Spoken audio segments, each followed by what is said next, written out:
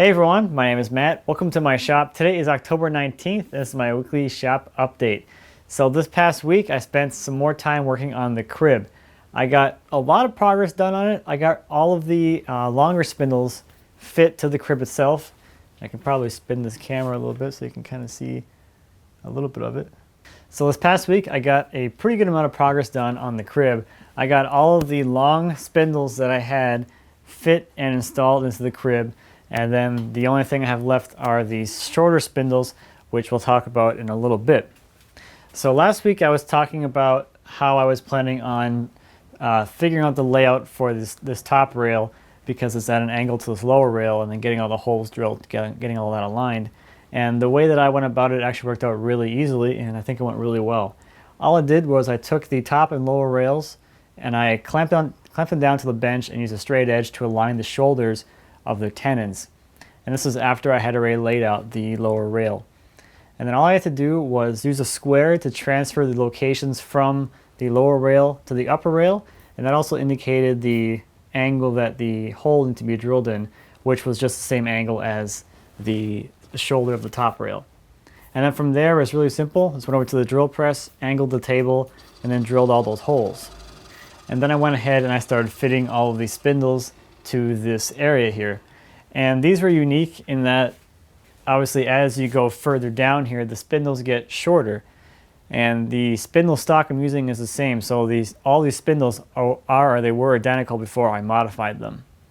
So when I was laying out the length of them, all I did was I measured with my calipers where on the spindle it hit at a 1/2 inch, which is the size of the hole. And then I took that measurement and I went the distance I wanted the spindle to go into the hole, which was 5/16. And I made a mark, and that was one of my cut lines.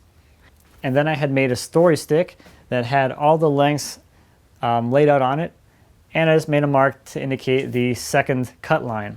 And then from there I could go over to the table saw, make my cuts, and then that top one fits perfectly into here, and as it starts to snug up, it's all the way into the hole that I want it to go. And then for the bottom here, basically all I did was create a shoulder around the bottom of the spindle itself using my dowel plate. So for that, it was really easy.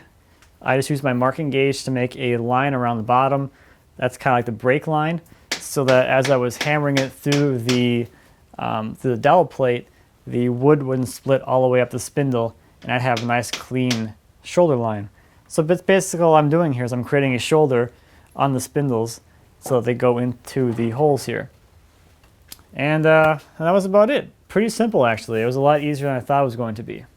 So as I said, now all I have to do is create all of the shorter spindles for the rest of the crib, and they're coming out of the same kind of stock, square stock. I think these are like 22 inches long, and the other ones were like 28 inches long or something. And I want the overall dimensions of the spindles to be the same, so that means I'm making a new jig for that size. And if you recall from whenever that was a little while ago, this is the jig that I used to create those longer spindles, this one right here. And the top here is the curvature of the spindles. And this thing is still full of sawdust. You see that? Oh, it's heavy too. So I'll be making a new jig just for the shorter spindles, and that's not really that big of a deal. It's a pretty quick jig to make. And then all these spindles will get made, and I can install these, and then those will be all set to go. Now, a few questions that I got that I haven't really talked about yet that I'll answer today are about the mattress itself and how it goes in here. So my plan is to have the mattress on a mattress board or mattress support assembly thing, mattress frame, I guess. And that frame is going to ride up and down on the legs in like shelf pin holes, essentially, so I can set the mattress to whatever height we need. As the baby gets older, the mattress goes down, down, down. Now, the other question I got a few times was, is it going to be able to come apart, and how about like moving it around and stuff? So my plan is to have the side assemblies be glued together, and then the front and back assembly will be removable.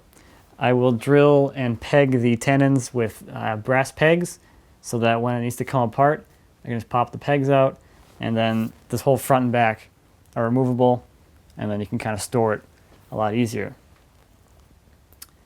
Now, one more question that I got on last week's update was about the spacing, and just kind of wondering what the spacing is on the spindles. So I've laid out the spindles to have 2 1/4 inches on the front and back one. They end up being 2 1/4 inches of empty space at the top and bottom. That's where the space is the widest because the spindles are the narrowest. And then on the sides, it's like 2 3/16 or so. That's just how the spacing worked out to be consistently even across the entire span. So you can kind of see with my dividers. So these dividers are set for the spacing for the front and the back. And then these are the sides. So you can kind of see that they are different by a little bit. That's just how it worked out. So that's the crib so far. I'm really happy with the way it's coming out, and I really like the design. I think it looks awesome, and I'm really happy with it. So I'm really looking forward to getting it done and getting it into the house and getting it in use, I guess, so that it's actually being seen. And yeah, actually used would be nice. And I can have some space back in the shop for a new project. I'm looking forward to starting something new. So I think that's about it for this week. Thank you as always for watching. I greatly appreciate it. If you have any questions or comments about anything I talked about today or anything here in my shop, please feel free to leave me a comment. As always, I appreciate those. I'd be happy to answer any questions you might have. And until next time, happy woodworking.